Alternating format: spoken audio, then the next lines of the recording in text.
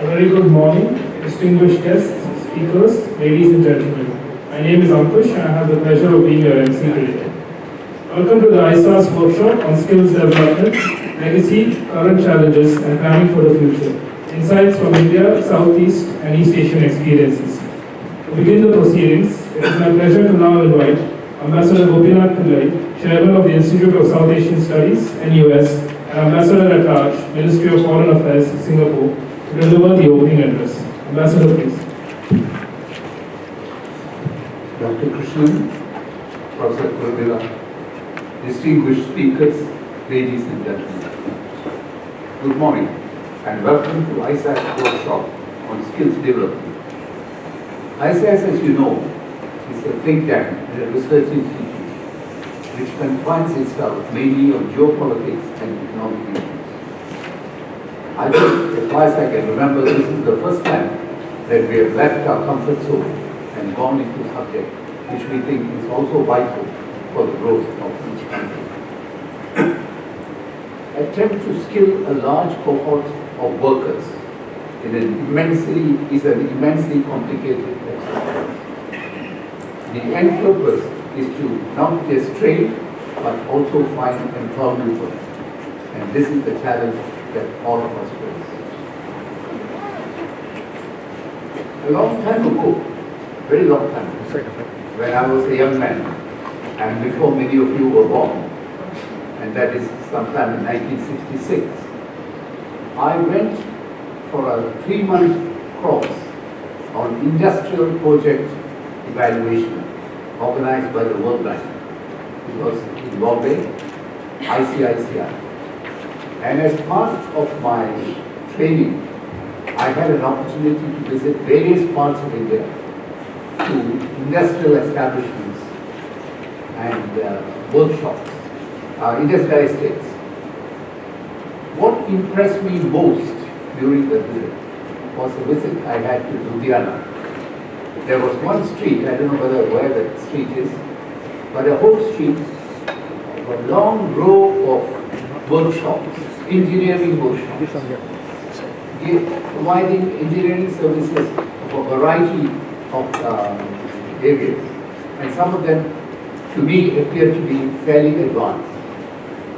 Now, this is the time when Singapore was just making baby steps in an industrial estate in Europe, our very first industrial estate. And I had also worked in Malaysia and Thailand. They had nothing like this strategy. And I told myself how way ahead India was compared to all the regional countries. But over 50 years, things have changed. Now, many of the countries in the region are probably a little bit more advanced and more systematic in their training approaches and in the provision of jobs. In Singapore, our economic development experiences have gone through several distinct phases. We started off with export-led industrialization in the mid-60s. The economic crisis in 1985 resulted in rethinking of Singapore's economic strategy, which then saw emphasis on services more than manufacturing, which included, among others, financial services, IT, entertainment services, and so on. This was the period between 1985 and the beginning of the century. During this period, also invested heavily into bioscience sector. In recent times, we have also placed significant emphasis on investment on data analytics. In the current third phase, we are looking at overcoming resource constraints through significant restructuring of the economy. The restructuring efforts see a great reliance on foreign labor and the implementation of productivity drive growing model. The point I want to make is that In each and every stage of Singapore's economic development, the emphasis has been to train and retrain Singaporeans so that they are able to adapt to changing economic scenarios and continue to remain relevant to companies. Otherwise, companies would not want to invest and set their operations up in Singapore. Skill training has been the catchphrase for Singapore since independence. While the government has set up various institutions, and we have the head of ITE here who will tell you about what they do, this is really quite impressive. The training programs have been for the younger part of the population, but now we are also stretching it to retirees and people who are in the advanced stage, not as old as me, but somewhere near them. The issue of skill development is not a straightforward one. It is not a situation where country develops skills and investment flows in. There also has to be reform in labor, in regulatory regime, in taxes, and the ease of doing business. It's a combination of all this, together with skill, that brings in the economy. These reforms are necessary to attract investments into our country. Without attracting investment and creating jobs, we have seen countries with educated and skilled labor turning to serious socio-economic problems. Such examples are in Southern Europe, in Latin America, and so on. In some countries of Asia, there is a bias against blue-collar jobs. They feel it is below their dignity to work in a factory. And some parents are reluctant to say, for instance, their son is in a vocational institute. These attitudes are changing. The through road that Singapore encourages and offers for young people, I think Mr. Bruce will explain what this is, who may start from a vocational institute person, work for several years, move on to polytechnic, then work again for a few years, and then go to university and get a tertiary education. This is the true road from a vocational right up to university level. There is a great demand for people who have gone through this road. And it also takes away, I may use the word stigma of having to start. Because you go to vocational because you're a dropout. You seem to be a dropout from the mainstream. And people are reluctant to do it. But the true road that we open provides a solution for this. And that has been extremely popular in Singapore.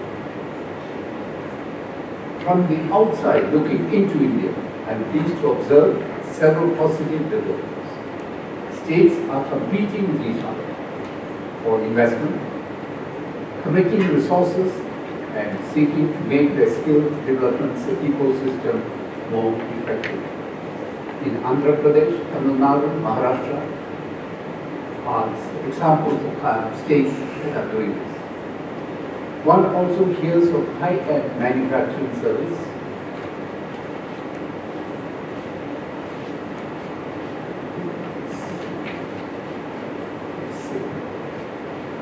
Manufacturing sectors, firms that have workers that have international standards, have reached international standards. However, in a country around 1 billion people, it is, when you look at the number of people who have actually gone through this, in proportion to the the total population, it will be rather small.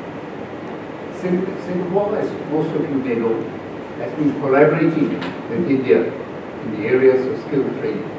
Together, we have set up skill training center in New Delhi, Jaipur recently, and even more recently, Guwahati.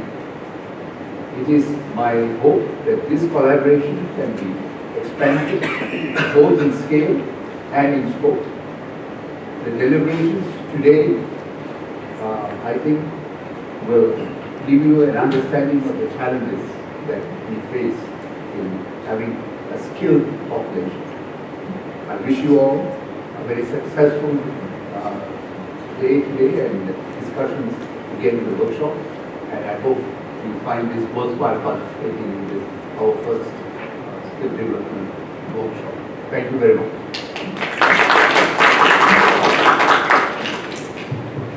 Thank you, Ambassador Pillai. I would now like to invite Dr. K P Krishnan, Secretary, Ministry of Skill Development and Entrepreneurship, Government of India, to deliver the keynote address. Dr. Krishnan, please.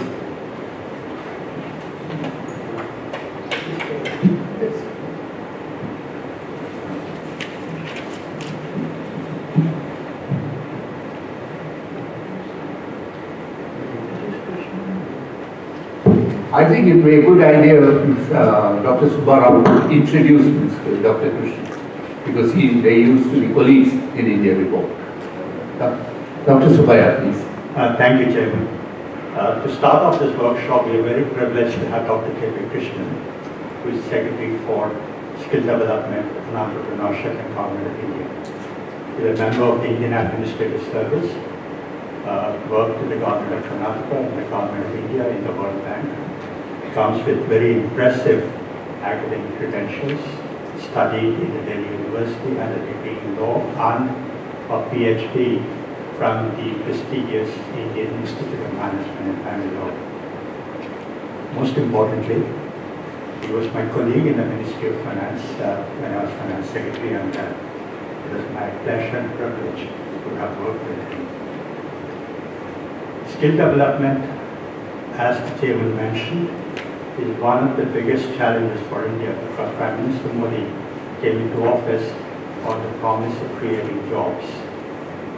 India, the labor force increases by 1 million every month, not even creating 1 million jobs every year. That's how much is the gap in job creation.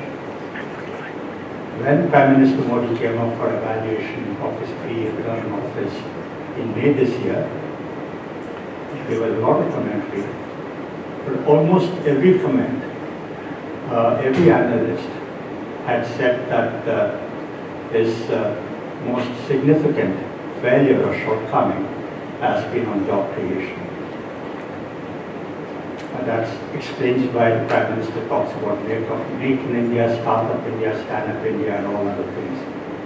There are many challenges for creating jobs in India, and one of the big challenges is skill development. In fact, it's not just a problem, but a skill shortage in India is a crisis. We produce about 500,000 engineers every year. Not even 100,000 are employable as soon as they leave college. I believe there are about 10,000 ITIs in the country, and none of the trainees are good enough for employment as soon as they pass out of those ITIs. We want to produce 100 million tons of steel. It's impossible to find a crane operator. China-India trade, there's a tremendous amount of imbalance. It's grown from about 3 billion 10 years ago to 70 billion, the combined trade. And that trade is heavily biased in favor of China. India is losing out, but not because our exchange rate is uncompetitive, but because our productivity is very low compared to China. So, skill development is a big, big challenge, and there is no one more capable among the civil servants in India than Dr. Krishnan to lead that challenge in the country. It's my pleasure, therefore, to invite Dr. Krishnan to give us his keynote.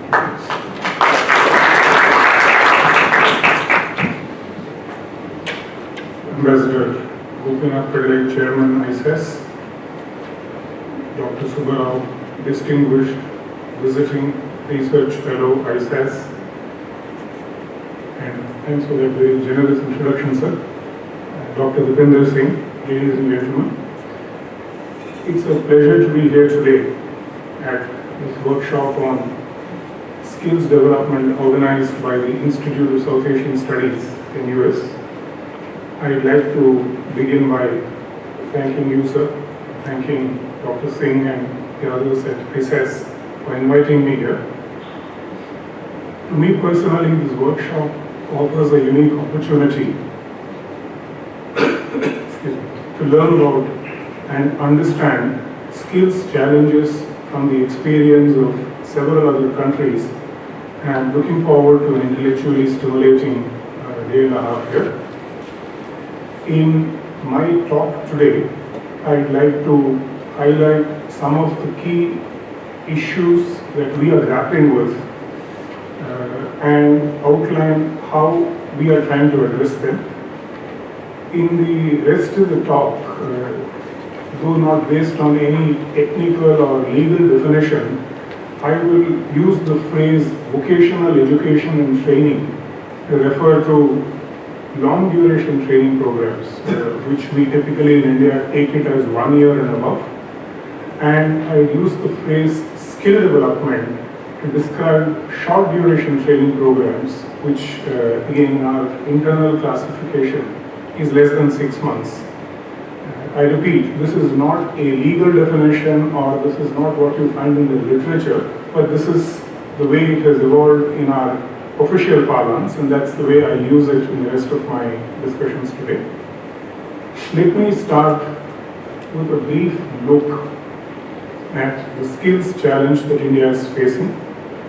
Dr. Subbarao briefly referred to it. Just to elaborate a little and not really throw much numbers at you, but just to give you a flavor of what we are looking at. On the demand side, skill gap studies that were commissioned by the National Skills Development Corporation, and this was a study, a series of studies that were commissioned in 2012. These studies suggest that 10.3 crores incremental skilled persons will be required across 24 sectors in India by the year 2022. In other words, for a 10-year period, the additional, namely incremental skilled personnel required was estimated to be of the order of 100 million. This is 2012-22. This clearly points to, even if one has quarreled with precise methodologies, and there are a number of issues with the study in terms of precision of estimates, in terms of methodology, clearly there is, at least within India, there is unanimity that this points to a very large demand for skilled workers in industry and service establishments.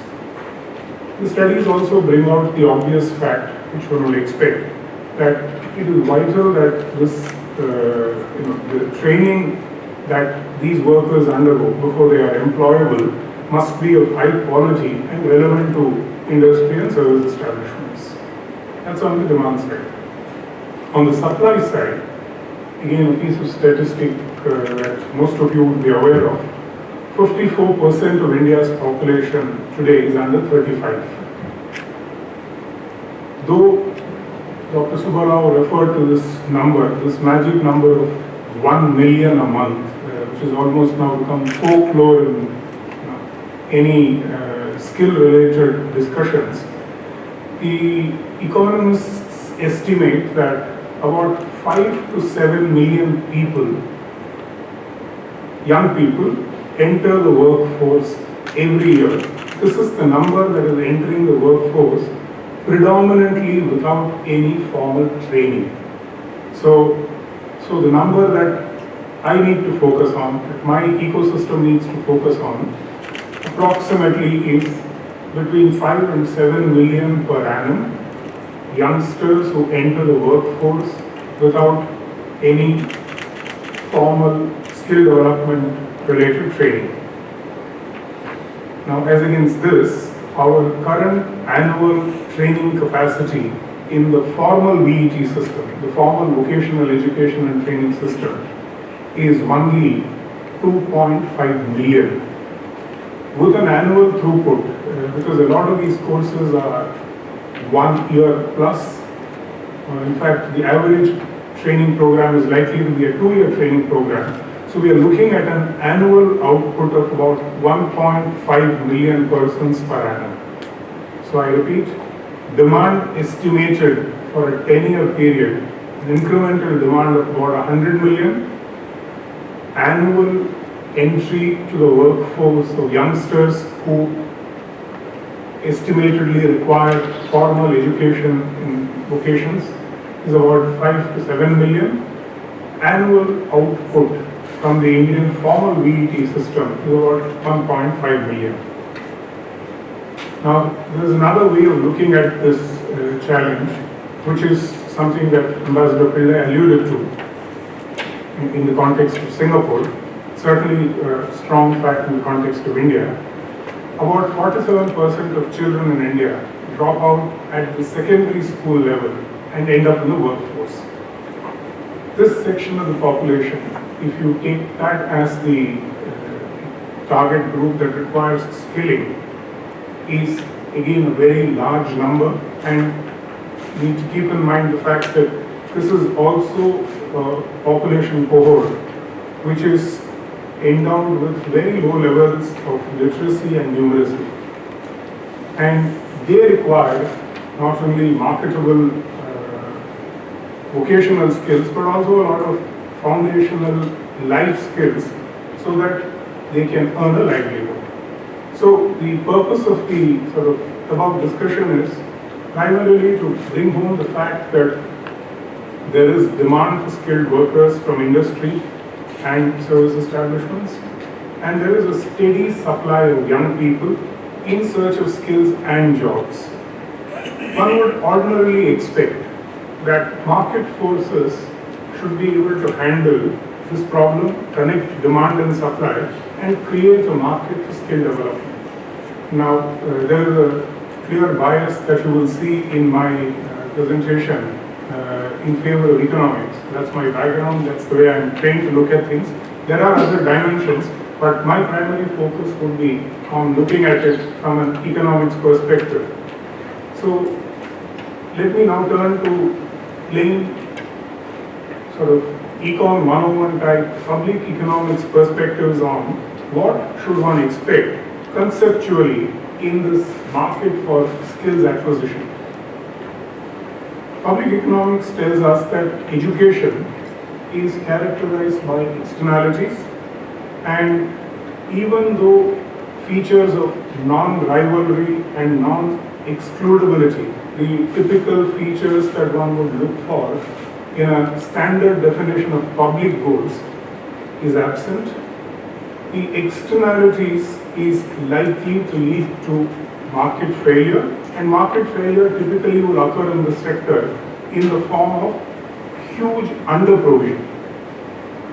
This is clearly most prominent in basic education or primary and secondary education, and where clearly, I think across the world, there is near universal presence of very strong positive externalities, and which will necessarily lead to divergence between social and private costs and social and private benefits.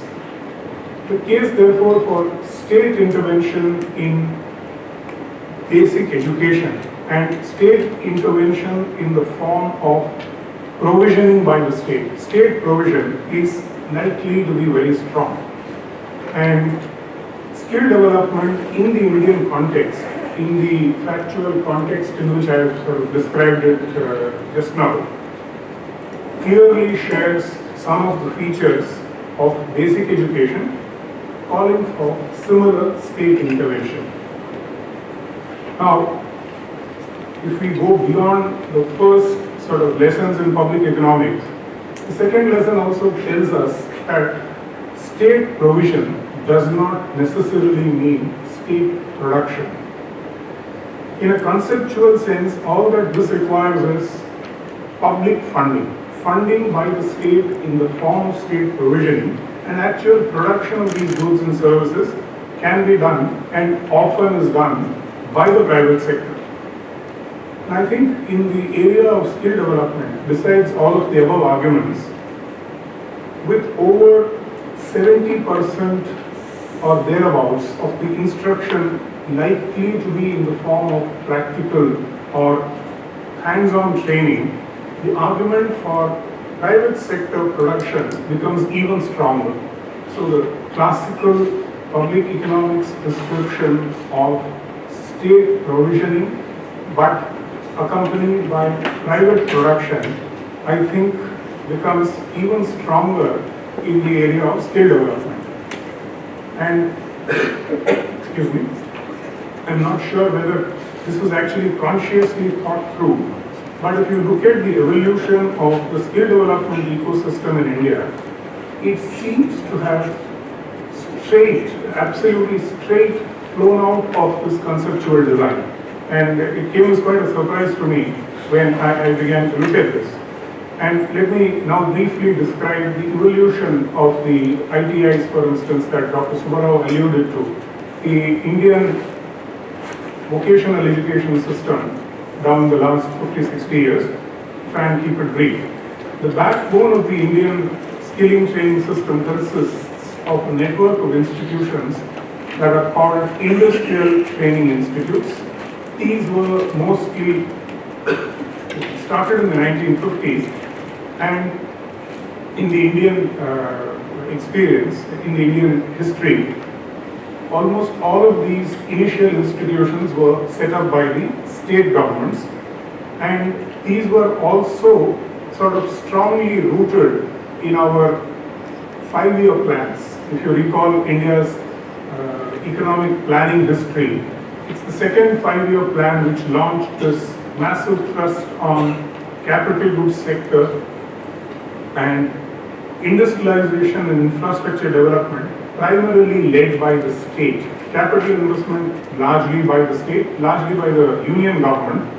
The human resource obverse of this economic development path was the ITI system.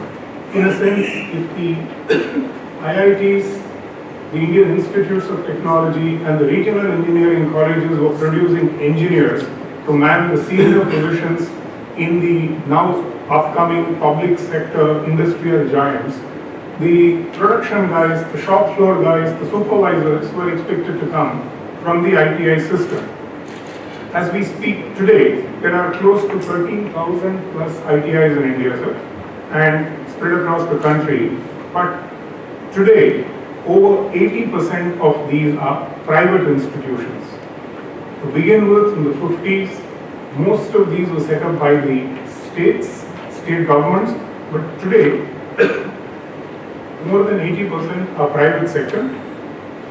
These are institutions that are certified by a body called the National Council for Vocational Training.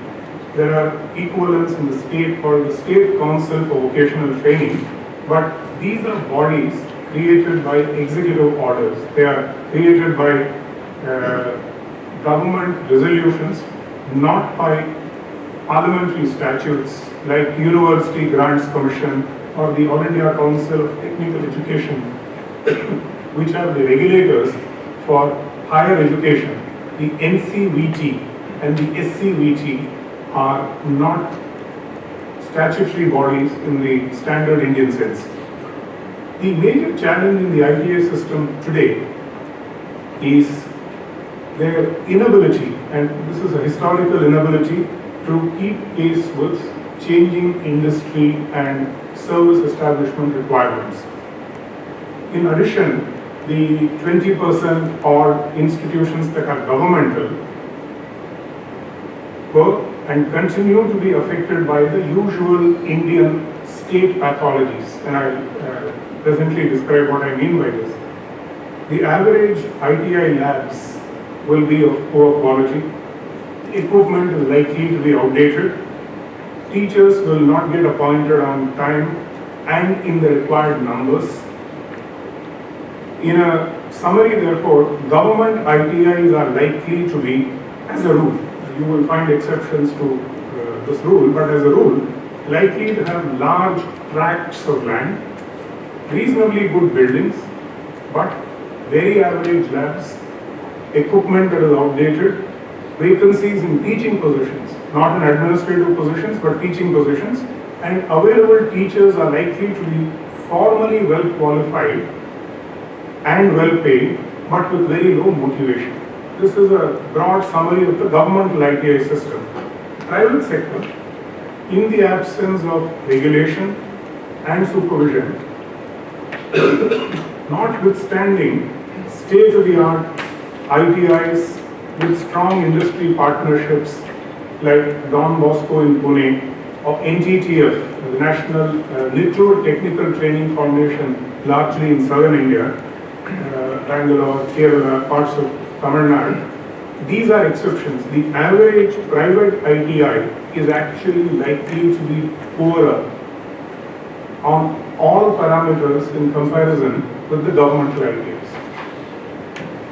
Now, given the drawbacks in the ITI system and the need to build capacity of skills training institutions, a parallel short duration skills training system of private sector led training providers emerged.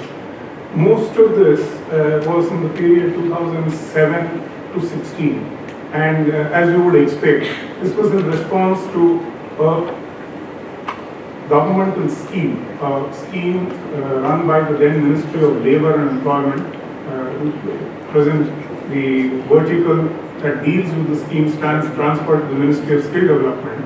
This was a scheme called the Modular Employability Scheme that was launched in 2007 and ran for 10 years and ended in 2016. And these providers, it created a very large ecosystem of trainers, assessors, and certifiers in the private sector, but almost entirely these providers were in low capital requirement service sector training areas. In the period 2007 to 9, the National Skills Development Corporation was specifically created by the Ministry of Finance. And for many of you who are not aware of this was an effort that was led by Dr. Subbarao in one of his budget speeches when he was Finance Secretary. And this was conceived as a public-private partnership in a sense to bypass the then Ministry of Labour-led what was perceived to be a not so efficient skills training system. So the structure was very different from the previous system. So this was a public-private partnership company which got created in response to a budget speech announcement of the Finance Minister in 2007. And this then led the creation of an entire series of new institutions for providing short-term training courses and across a range of different sectors to sort of now cater to the enormous skill requirements which were clearly getting highlighted. And remember, these were the boom years. The 2004-07 boom was what was pushing this. A lot of demand from the private sector. The Ministry of Finance then took the lead and created the NSDC, which led to the creation of this huge ecosystem. And before I move to what is happening with the system, a quick one-line summary of where we stand on this would be that there are again a lot of very good institutions, but quality of training varies across institutions.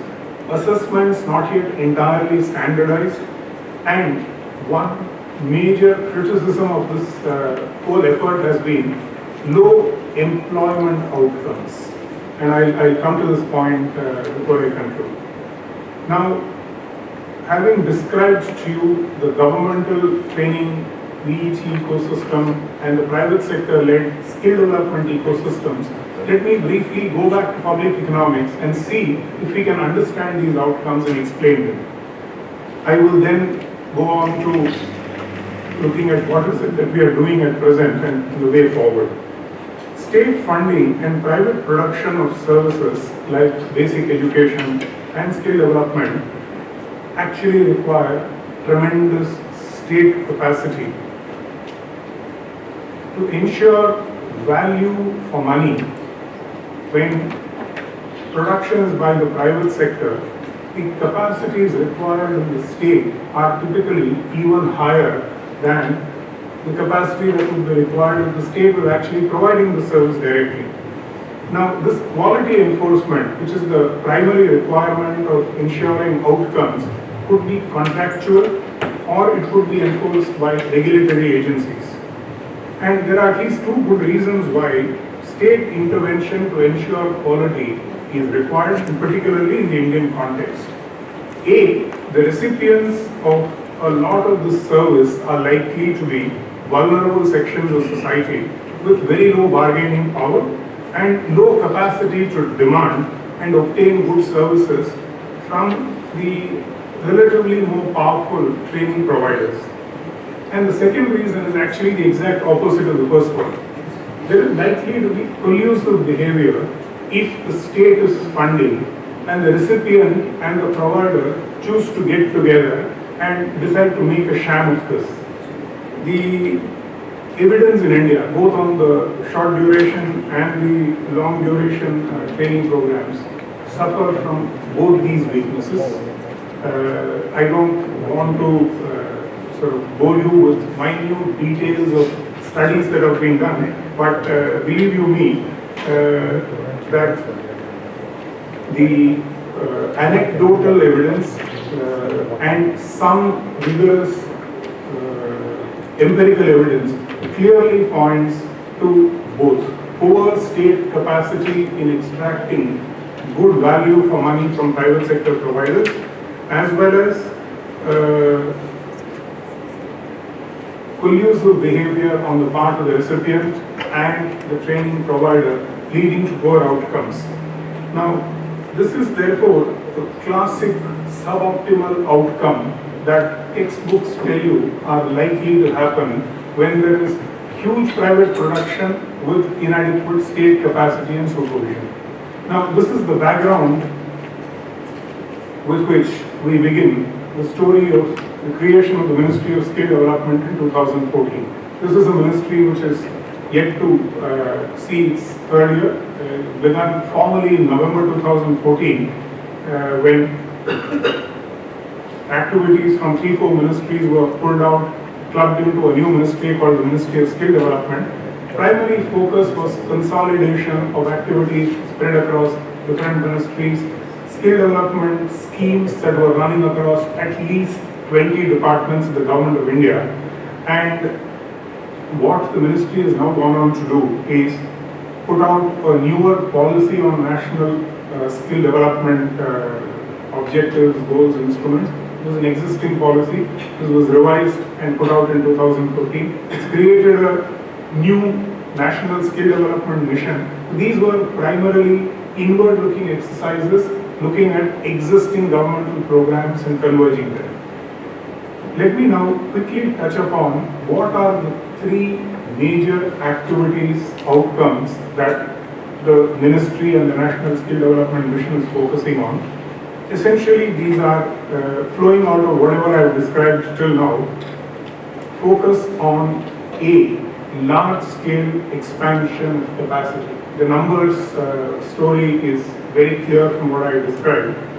The capacity creation will need to take note of the dramatic changes that are happening across the world and in India in what is in shorthand described as 4.0, Industry 4.0, and the greater use of IT in every sphere of human life.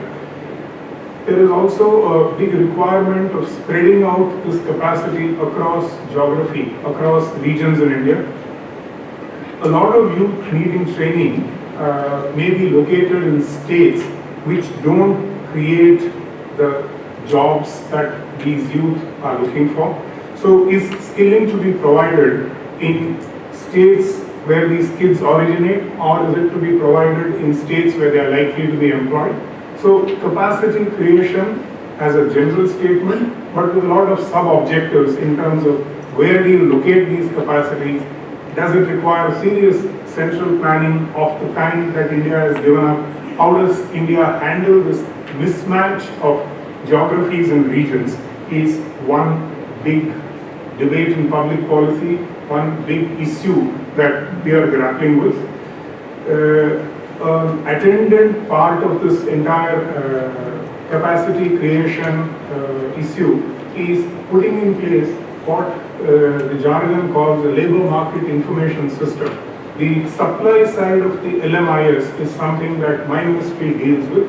How do you populate an LMIS with data relating to supply of manpower, with certification data, all of which is available for potential employers and for public policy to draw conclusions from. So, item number 1, capacity creation, its geographical spread, information, accompanying information related activities. The second issue that we would be dealing with is this whole business of quality and employability. I have briefly alluded to it. Clearly, there is a whole bunch of activities that one needs to focus on, namely a robust system of accreditation, affiliation of institutions, regulation of assessment and certification, and a strict enforcement of all these standards. But more than any other regulatory system, this is clearly a regulatory system that will need a lot of industry connect. The ultimate employers know precisely what skills they need, and they would need to be important partners in the development and prescription of competencies, curricula, and delivery of training. The mechanism that we have in place for handling this is something called the sector skill councils. We have about 40 plus sector skill councils that are now 7-8 years old. These are now being assessed and modified to strengthen industry connect and content in training, but at the same time ensure an arm's length relationship when it comes to enforcement of quality standards. The third aspect of the policy goals is to do with aspirational aspects of skilling. Again, something that Ambassador Pillai very briefly alluded to in his introductory remarks. For a variety of reasons, skill development is not an aspirational career choice among young people. This is not peculiar to India, but I think it is heightened in India for a variety of historical and cultural reasons. I will leave the cultural, sociological reasons aside. It's a complex area. It requires greater expertise than I have on the subject. I will focus on 2 or 3 pure economic reasons and economic incentives that can work on this aspirational side. The first of these is the absence of a skill wage premium, and the second is the dead end that skills training tends to be or tended to be in India. Let me deal with the first one. In India, you will often hear that employers are not willing to pay a premium for skilling, and the skilled and the unskilled in India effectively get the same wages, and hence a lot of people would argue that it's economically rational for somebody to not waste his time or her time acquiring skills training.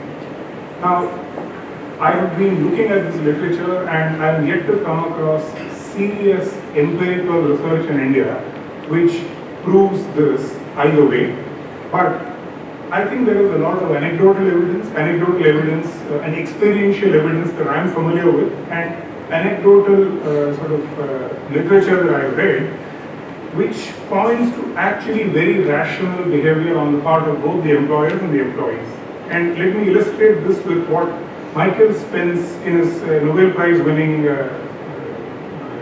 work, refers to as the job market signaling model. In this model, employees signal their respective skills to employers by the acquisition of degrees in education or skilling, as the case may be. Now, employers will clearly pay a higher wage when they know that there is a higher proportion of talent and skilling as reflected by the degree or the diploma that the individual kid or the potential employee possesses. Now, for this model to work, it is necessary for the education or the vocational training to convey clear information about the sender, and the sender here is the employee, to the recipient. Now, the low signaling value of skills training in India is one part of this aspirational challenge. In India, those who enter vocational training, as I mentioned earlier, typically come from some of the most vulnerable sections of the society.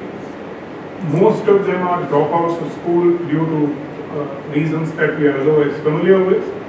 Plus, what the employers know or perceive about the training system generally leads them to assume low skills, even in the trained youths that come out of the formal system.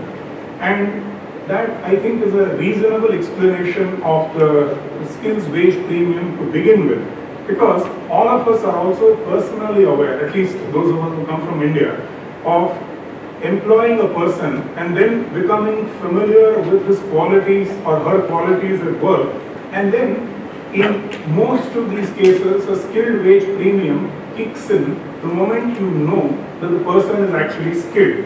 So my argument here would be, rather than Michael Spence, it's George Akerlof's theory of lemons, which explains what is going on in the Indian skills stroke employment market. I will, in case there is interest, come back to this point and maybe have a discussion. So the systemic, I think, long-term answer to this question is strong quality standards, enforcement of these standards, and the emergence of clear signals to improve both employment and lead to higher wages. Clearly, this is something we embarked on. It will take time. What do we do in the meanwhile? In the meanwhile, we do what Manish Sabarwal and a bunch of others, more enlightened employers have been pushing, namely focus on the apprenticeship system. Since Manish will speak about it in some detail later, and perhaps there will be some questions and answers on this, I will not elaborate on the apprenticeship system in this preliminary talk, except to mention that the numbers in India are abysmal. We have something like 200,000 or 250,000 formally registered apprentices, and if you compare it to countries which are 100th in terms of population size, we are at least a 10th, if not a 150th of the apprentice numbers. There are a number of very good initiatives that have been recently launched. An amendment to the Act that regulates apprentices, a national program where Government of India co-pays 25% of the cost of stipend of an apprentice. Those are matters of detail we can come back to. The second aspirational part that I want to touch before I conclude is the educational and mainstream educational as well as technical educational pathways that have been carved out. Again, it's something you alluded to, sir. The ability to move from an ITI to high school or an ITI to a polytechnic and onwards to an engineering degree is today possible in India. It is not yet a large number, but the possibility exists. We need to fine-tune some details, but the basic pathways have now been charted out. Now, let me take a few minutes, perhaps 2-3 minutes extra, and conclude my initial remarks. The short-term difficulties that I see are something which came out of the recent sort of media coverage on the issue. In India, the only metric of success of a vocational education or skill development program is employment, not employability. That's got us into a very difficult space. If employment is not happening for a variety of reasons, there is no way I can distinguish between lack of employment on account of poor skill development and lack of employment on account of other reasons. So an appropriate metric of measurement of skill development, VET programs, is something we are working on, currently something we are struggling with. It's something we want to emphasize, and it's a research question of the kind that Dr. Singh had wanted to focus on. In conclusion, skills acquisition for lifelong employability for very large numbers is a task that India will be dealing with for many years to come. It is multidimensional, it is complex, it requires a very participatory approach, and I have not referred to the constitutional complexities here, given that it's a concurrent list subject in the Indian Constitution. And we in the Ministry of Skill Development are, I think, just beginning to sort of come to grips with this full complexity and this challenge. Like all of the challenges, we have learned from other countries that have done this earlier and that have done this better than us. There are always peculiarities in India, which will inform the final approach that India will take. But I think as elsewhere, economics and other analytical disciplines will work in India as effectively as they have worked elsewhere. I look forward to fruitful interaction with you all and hope to learn from you on this fascinating topic, which will make a transformational difference to the lives of millions of Indians. Thank you.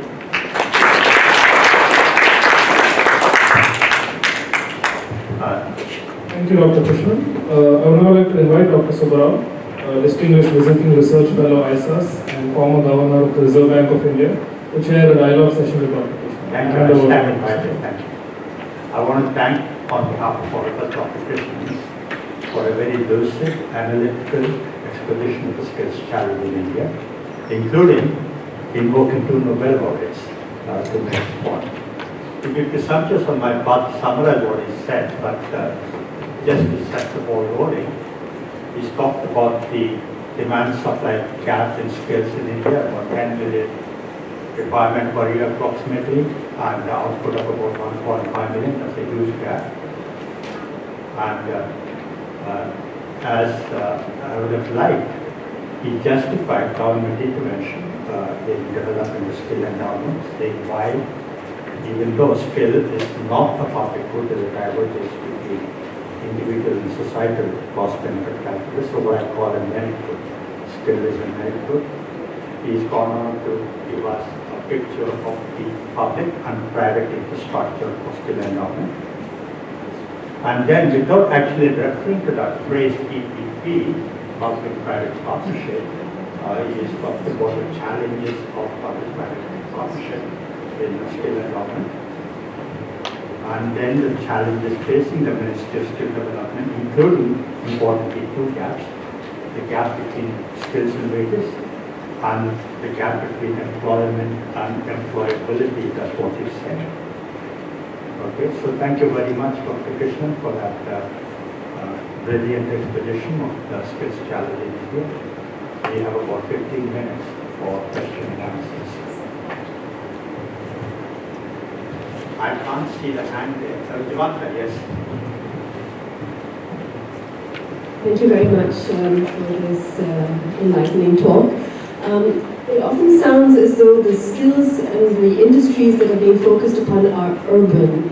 What is being done to help people stay in the rural sector, in villages, to boost the agricultural sector? Because I believe that's also a major problem area. Thank you. Jivanta is a senior research fellow at our institute, one of our bright stars. Anish?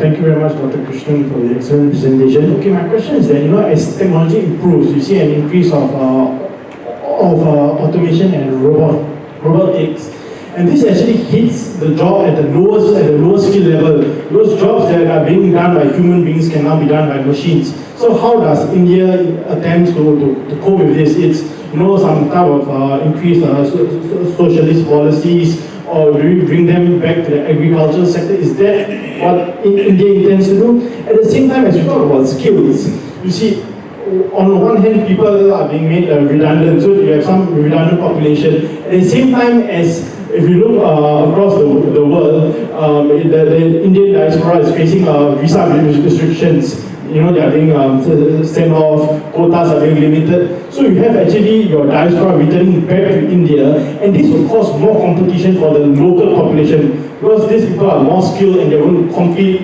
with the population in India. And so how is India going to cope with this? And the last point that I want to know from you is that when we speak about skill training in India, is it just focused for the industrial needs for India, or at the same time are you looking at towards foreign labor so that India can benefit from foreign remittance, especially the labor requirements of the Gulf countries? Thank you. Dr. Talbi. Thank you very much, Dr. K. Krishnan. As you know, I'm from Bangladesh. And in addition to my own portfolio of foreign affairs, the other portfolio that I had was overseas employment. So my question would relate to what we just asked with regard to how you prepare the workforce to respond to overseas demand. For Bangladesh, it is a very, very big challenge, and we take effective measures to do that, prepare our contractual labor force. The other thing is that, do you also respond to certain societal aspirations like gender mainstream and goals like that through skills development programs? And finally, how does the government organize the social, the sort of NGO sector input? You spoke of the private sector, but there is in India, I gather, a very huge this NGO sector, civil society. How does the civil society play its role in complementing public efforts? Thank you. Thank you. That's a good first round of questions. Krishnan. Thank you, sir. On the first part relating to rural, the numbers that I spoke about are not necessarily urban. A fairly large part of the capacity that I alluded to will be rural. Now, how rural is, there is a census definition of rural. So these would be classified, a large number of these institutions would be located in rural areas, A. B, in many of the, let's say, something called the Pradhan Mantri Kaushal Kendra, which is a district headquarters skill development center, typically at least 10 or 12 areas, large capital investment and reasonably well run because they are run by good corporates with a proven sort of track record. A bulk of the kids could actually come from rural areas.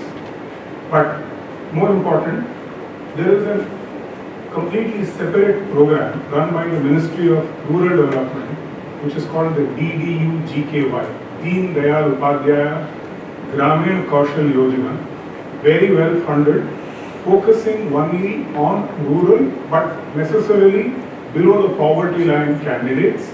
All of these centers are located in interior rural blocks. We have mutually laid down common standards of training, certification assessment done by my ecosystem, funding, actual training execution done by the rural development system. That's the second part of the answer. Third one, you had referred to agriculture. In agriculture, a lot of our focus is going to be on something which I believe jargon calls RPL, recognition of prior learning. In agriculture, there is a whole hierarchy of institutions run by the Department of Agricultural Research and Extension, which is the Indian Council of Agricultural Research. They have something called Farmer Krishi Vigyan Kendras. I may have got the exact title wrong, but these are in thousands spread across India. We are in the process of finalizing an arrangement with them where my own discovery is it's not a set of people who are easy to train because bulk of them, quote unquote, know it all. There is nothing that they need to be taught. So farmers are not easy as trainees, but having said that, there is a certain, I think, humility with which we need to approach this topic. There are lots of areas in farming where there is requirement of training. That is being done largely by this maximum 80-hour training module called recognition of prior learning, where you bring in people who are in the field, assess them at what level they are, then do upskilling, reskilling, new areas, and certify. That's broadly our approach in agriculture. On your set of questions relating to redundancy, 4.0, etc., the organized sector part, as it is, the NSSO data tells me that only about 17% of India's workforce today is in the organized sector. As it is, 83% of India's workforce is in what is called unorganized, semi-organized, small and medium sector, or a lot of them would be euphemistically called self-employed, which means they're hanging around doing very little. Now, there is a part of India in this 17% which is going to be affected by a lot of what you say. That has already happened for a variety of institutional reasons even prior to the imposition of technology. Since the Indian labor laws make it very difficult, as perceived by the employer, to keep people on your rolls, a large number of workers in the organized sector are now through contractors. They are not directly employed by the company. So this redundancy problem is actually happening already. If you go to India today, papers are screaming with headlines at redundancy at all levels, engineers, paratechnical, technical. How is India handling this? The employment side, economic development side, I'm not the best guy to comment on it, but in the skills side, practically every job role and the competencies that are associated with job roles today necessarily involve components of training which either go by the heading soft training, life skills, etc. For instance, earlier, if you trained a person to be a driver, you taught him driving and you ensured he got a license. Today, there is a 20% time and cost element of the driver's training which goes towards how do you become the, for want of a better word, an Uberized driver. Can you be a self-employed driver who can handle platforms which aggregate services, who can handle an EMI on your own, who can handle digital payment systems on your own? So, in every job role, plumbing, for instance, there are platforms that are now emerging in urban India where a lot of plumbers are coming on platforms very similar to the Uber type platform. There is a centralized aggregator who matches demand and supply. These require skills far beyond plumbing. So those are the kind of skills that have been added to the training component. That's a part answer to your long question. You and both Dr. Chaudhary asked about what are we doing about foreign, that is overseas demand. It's an area I didn't touch upon because I focused entirely on domestic in the talk. It is an important part of the ministry's agenda. If you've seen the at least 3 speeches made by the Prime Minister Modi on the Pravasi Bharatiya Divas celebration keynote address, he has been talking about making India the skill capital of the world. If I can sort of paraphrase what he said 95 to 2005, 2010, we exported a lot of software engineers, we exported a lot of finance professionals. That's something which, if it continues, is great. The next wave of export should be of the para-technical manpower, of the engineering manufacturing kind, of the IT kind, of the soft skills kind. We are doing a number of things there, a lot of details, but I'll allude to one or two. For instance, you may be familiar with something called a TIPP program that has been launched by Japan recently. This is the Technical Interns Training Program, which is a legislative measure that Japan has taken, effectively shorn of all the verbiage, all the euphemism. It is an importing of technical labor into Japan. Japan wants a government-to-government relationship. We are about to enter into a memorandum of cooperation with them. And Centurion University representative is here. He'll tell you, in interior Orissa, in Puri, there are now Japanese language and culture teachers who are teaching our kids, in addition to plumbing, in addition to, whatever, fitter or mechanic, parallel instruction in Japanese manufacturing practices, Japanese culture, Japanese language. The expectation is we would be able to export fairly large numbers of trained manpower in 129 identified trades to Japan alone.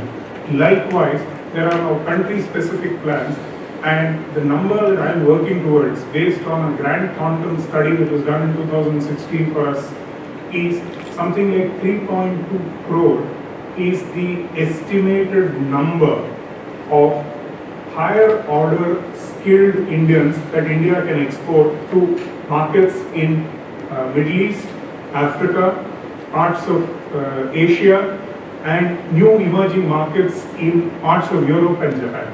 That's on the overseas side. You had a question, sir, about gender mainstreaming. Practically in all of these training programs, for instance, earlier, you would seldom expect an electrician training program to have girls.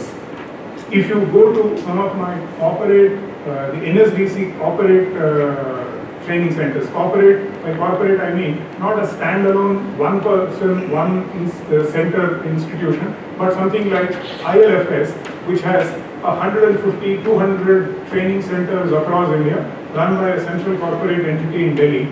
Now close to 20-25% of the hard engineering stroke electrical type trades would have girls. It is not something we are consciously pushing, it is something that is happening. That's the fact. Are we doing anything consciously?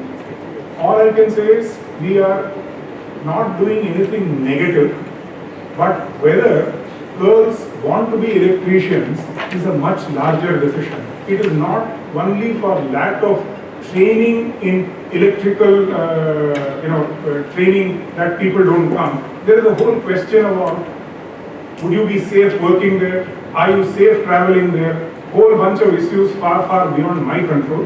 My training programs permit and encourage, in the absence of barriers in the training system, for girls to be important participants. Last question relating to civil society. I use the word private sector loosely to mean non-governmental. In a lot of the training programs, this is a sector where historically not-for-profit organizations have been very strong. They've had a bit of a setback in recent times because a lot of the effort of the ministry has been formalizing and putting things inside something called the National Skills Qualification Framework. Therefore, the paperwork, the bureaucracy, the compliance requirements of the new training programs, because these are generously funded, are that much higher. So there has been a reduction in the number of NGOs, but it's something now we are consciously addressing, helping them to get into our training systems so as to be able to comply with all our requirements. Thank you very much. Questions? Aditya? Thank you, Dr. Krishnan. That's the most lucid analysis of the skills development landscape that's one has come across. I have a brief comment followed by a question. The chairman and Dr. Subbarao and you also alluded to the challenge of low skills, low productivity, and the consequent impact on employability. And one of the solutions that's taking place within the existing infrastructural constraints, labor regulations, is what Mr. Manish Sabharwal is doing by imparting skills and contracting of labor. But a lot of these challenges arise because of the low cognitive skills that are acquired during primary and secondary school level. I spent a little bit of time traveling around in the northwest, which was not the most industrially advanced area, in Haryana, Punjab, Chandigarh and Himachal. And amongst the cluster of institutions, two stood out, three actually. One was the Indus West Training Institute, and the other something called the Central Tool Room. We spoke of market signaling. These institutions sent out very strong signals. They had almost 100% placement.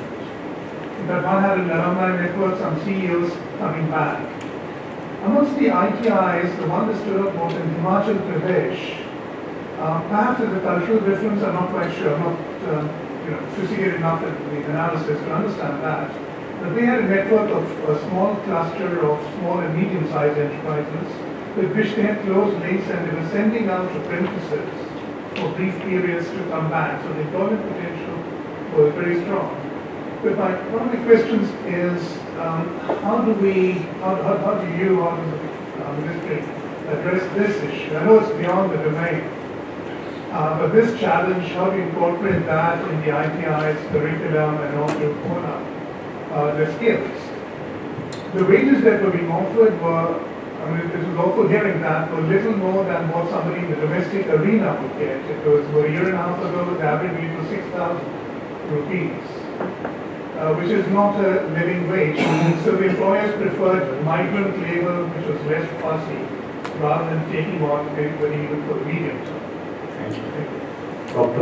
Krishnan. Thank you very much. My question is really about the other part of your ministry's role, which is entrepreneurship, which is not part of this workshop, but if you don't mind, I personally think that to develop training for direct employment is going to be a dead end in the future. I think entrepreneurship development might be a stronger engine for growth. I know that you mentioned this in your earlier answer, but could you elaborate more on the entrepreneurship's development side of your ministry? Professor Kuruvilla? Thank you for your talk. I have two questions, very different. First one is, I've been to the NSDC website, and what you see there is a very inclusive picture that speaks about it. I'm curious about the skills councils, industry skills councils, as a form and methodology of maintaining relevance of skills development institutions. And do you have any sense yet of if they're working well, so how they're working? And the second question is, what are you thinking about broadly with regard to the informal sector? And it's a very complex issue, but is there any initial thinking about this? Is the focus to formalize the informal? How do you provide skills training? In most cases, identification of informal sector activities itself is important. Sure. Thank you. I completely agree with your observations. There are a number of institutions of the kind that you mentioned, which, for instance, there are institutions in Bangalore that I'm familiar with, where the figure coming out for the carpenter or equivalent machinist coming out is an 18,000 rupee, 20,000 rupee employee on day one. So when I refer to the absence of signaling, I'm talking about the average. The average signals are very poor. There are clearly exceptions to the rule. Your point about the need to focus on cognitive foundational skills is, I think, spot on, not something I disagree with. Manish and I were chatting about this day before, and clearly my realization after 6 odd months in this ministry is that this ministry actually rightly belongs to the Ministry of Education, because the separation of education and skilling is, I think, completely artificial, and the ministry formation is just an administrative fact. But the fact that primary education, that is schools education and skilling, are highly interlinked is something well taken. And in our effort to get the ITIs to be able to, the ITI kids to be able to write now 10th and 12th school leaving exams, our ties with the secondary education departments are getting stronger. And I have recently managed to get the former chairman of the Central Board of Secondary Education, sir. He was the chairman of CBSE, Joint Secretary Level Officer. On his promotion, I have got him as chairman of the National Skill Development Agency. Because a lot of these links in India are also hugely personal relationships. So the CBSE, which is opposing any integration between skills and the mainstream educational system, is now my advocate for integrating the two. So, point well taken. I think answers are clear. The how and time frame is a big question. We can discuss it offline. Two questions, Dr. Subbarao, as well as your question relating to entrepreneurship, stroke informal sector, stroke self-employment, I'll deal with. But before that, on sector skill councils. Sector skill councils, as I briefly mentioned, there are about 40 plus sector skill councils. And we got a report recently commissioned about 8 months ago, out in the public domain 4 months ago. Public discussions have concluded by a gentleman called Sharda Prasad, the former Director General of Training, which went into the question of sector skill councils. My personal sense of the sector skill councils, I've done a fairly detailed assessment of these. 6-7 of them are, I think, working extremely well. About 5-6 of them are not working well at all.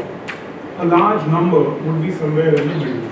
But I think there are conceptual questions about what are they meant to be.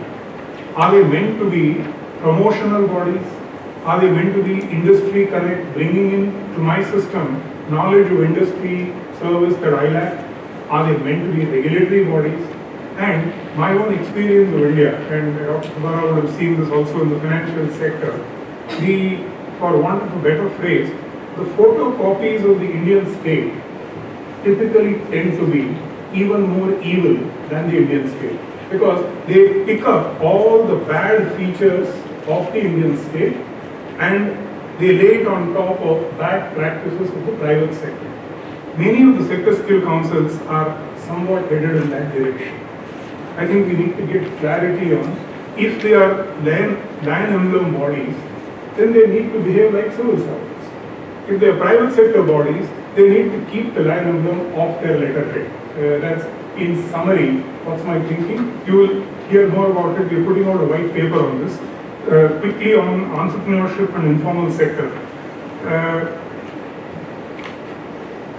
The bulk of the employment from the skills and the training ecosystem, as I mentioned earlier, is not going to come from the organized formal sector. It has never come before, it is not going to happen. Small scale in India, there is more than enough evidence to show, continues to be small scale forever. They are not going to be large absorbers of labor. They will continue to absorb the small numbers that they do. In this, with the increasing formalization, both on account of digitization of the financial side, on account of things like GST, I think a lot of the informal sector, it's a matter of time before they perish. I think it will simply not be possible for them to survive. Now, formalizing the informal, I'm glad you used the phrase, is something on which we are working. Your question on entrepreneurship, sir. The entrepreneurship space, I'm now talking as a bureaucrat, is currently already hugely overoccupied. There is DIPP, which is doing, Department of Industrial Policy and Promotion, doing Startup India, Stand Up India. And there is somebody else who is doing women entrepreneurship. There is Niti Aayog, which is bringing in all entrepreneurs of India. So, for bureaucratic reasons, I don't want to get into this stuff. There is a sexy part of entrepreneurship, which is the Bangalore-based Silicon Valley type, Nandan Nilekani led, Mohandas Pai promoted venture capital entrepreneurship space. That's well looked after. My focus will be largely on the barefoot entrepreneurs of India. That seller of dal outside Mumbai VT station who actually manages to sell tender coconuts worth about 1,000, 2,000 rupees per day. We've done some pilot surveys where small doses of help can actually make him double, triple his turnover and actually employ 1.5 additional fellows. So that's the focus. How is a matter of detail. We'll be happy to talk to you. Thank you. Chairman, do you have any question before we wind up? Let me therefore invoke my chairman's privilege to ask you one question and make a comment first of all to Dr. Prasad, which is that India is a poor country. And the poor need to be enormously entrepreneurial to live day to day. So in fact, there are some people who say that India is one of the most entrepreneurial countries. Because every day you get up and you go on a livelihood. So you've got to be a great entrepreneur.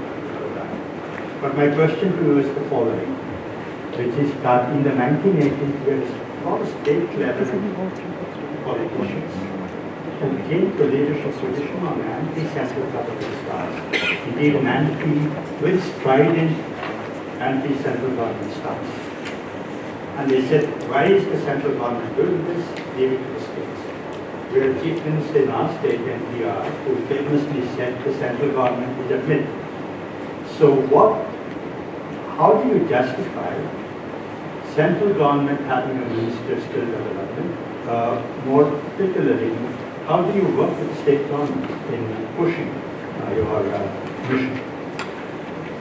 Good question, sir. The justification for a central ministry would be the fact that it's a concurrent list subject and there are many ministries in areas that figure in the concurrent list. But I think a more sort of serious answer, sir, the government of India typically brings to the table a lot of money, and in sectors where, for instance, the Directorate of Technical Education in most states which deal with ITIs and the Directorate of Apprenticeship, which is typically a small part of the Labour Department, are complete bureaucratic Siberia in most states. The Government of India, Ministry of Skill Development, I think, by pushing in money into these areas, gives some importance and brings them into a lot of important conversations. But the more interesting answer that I am finding now, sir, given that effectively there is a national labour market, it may not be a formal market. A lot of Bangalore, South Bangalore, works in Hosur. A lot of Anantapur works in Karnataka. A lot of Andhra will now work in Telangana and vice versa. National certification seems to be becoming far more important than ever before. So, in state after state where we have gone, surprisingly, the demand for NCVT, the National Council for Vocational Training Recognition of ITIs, is much, much stronger than I expected. And I had gone with my minister to UP. Yogi, the current chief minister, kept saying, आपने बहुत सारे मेरे ITIs को NCVT की मान्यता नहीं दी, जल्दी से दीजिए। क्यों? क्योंकि इसमें उत्तराखंड में काम करना चाहते हैं, दिल्ली में काम करना चाहते हैं। National, yeah. So a lot of the ITIs in India are not recognized by the National Standard Setting Authority, which is hampering my kids from getting jobs in the neighboring states. So the push for Government of India intervention is not coming in the form of schemes, it's not coming only for money, it is for A, laying down national standards, and B, affiliation, accreditation of institutions has to be national, because a lot of these are bodies that are present in more than one state. So at least two good reasons where the push for national regulatory standards and national supervision is coming from. Thank you. I have annoyed the organizers of this conference by exceeding the time limit, but I think that was for a good cause. So on behalf of all of us, I want to thank Dr. Krishnan for an excellent keynote address and for great answers to all the questions. Thank you.